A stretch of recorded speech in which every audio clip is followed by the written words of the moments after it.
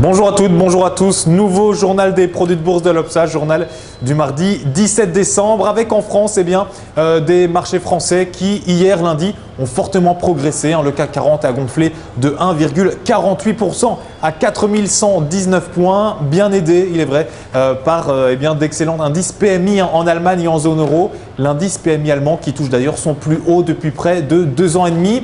Résultat, du côté des sociétés, il y avait pas mal de fortes hausses. C'était le cas de Carrefour notamment, dont le titre gonflait de 1,93%.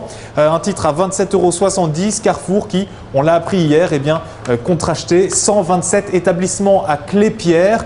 Le coût total de l'opération est estimé à 2 milliards d'euros. Les loyers que devra payer Carrefour, eux totalisent 135 millions annuels. Et puis, un autre achat à souligner, celui par Essilor de Suntech Optics, un groupe canadien. Essilor dont le titre était quasiment stable, plus 0,18%. En revanche, du côté des baisses, c'est ArcelorMittal qui payait les pots cassés ce lundi. Le titre du groupe sidérurgique perdait 2,74%. Aux États-Unis, maintenant, la séance de lundi a vu Twitter perdre pas mal de plumes, quasiment 4,5%, un peu plus même. Le réseau social dont le titre n'est plus vraiment une bonne affaire. C'est en tout cas ce qu'estimaient Wells Fargo et SunTrust. Le titre de Twitter qui, on le rappelle, la semaine dernière avait battu un nouveau record.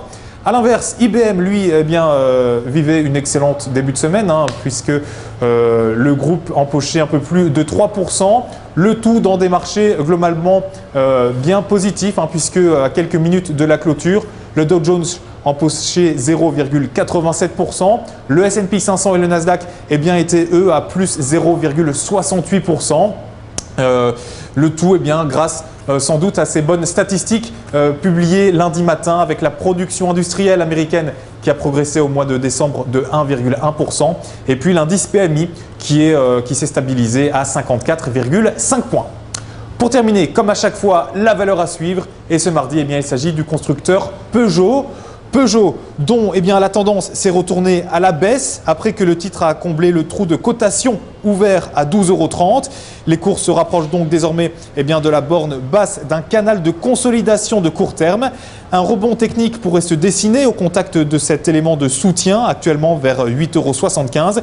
Mais tant que 8,20 € est support, il faudra privilégier une reprise technique limitée vers 10 € et 10,60 €. La stratégie qui vous est proposée pour jouer cette valeur, c'est l'achat du warrant call Peugeot à D750T d'Unicredit. Son prix d'exercice 10 €, sa date d'échéance le 6 juin 2014. Voilà, fin de ce JT des produits de bourse. Rendez-vous demain. D'ici là, passez une bonne journée.